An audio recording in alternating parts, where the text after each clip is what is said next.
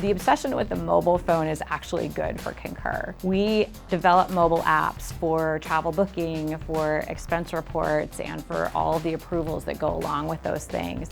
And it's by far the fastest growing type of transaction in our business. So we believe that by meeting the end user or the traveler or the manager where they are, that they can have the very best experience. So from a business perspective, it's great. From a personal perspective, I realize about myself that the more my head's looking down, the less I'm looking around and seeing the amazing things that this city and so many others that I've had a chance to visit over this last year have to offer. My mom was a pretty early employee at Apple Computer, and she was an assistant there. Very often she'd have myself and my sister come over to the office.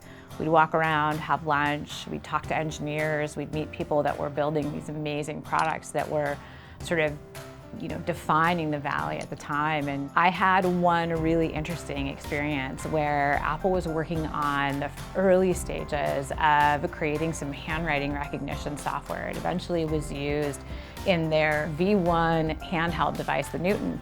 And I actually got to go sit in the labs, and my handwriting was used during some of their early testing algorithms to create that product. I think that's where my heart really gave itself over to technology.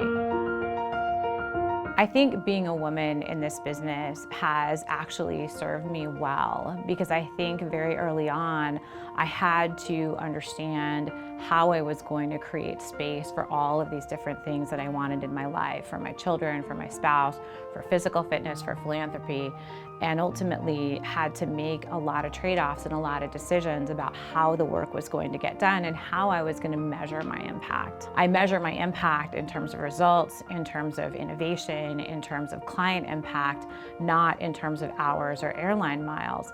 And I think that's a legacy that I hope that I leave for the next generation of women coming up behind me.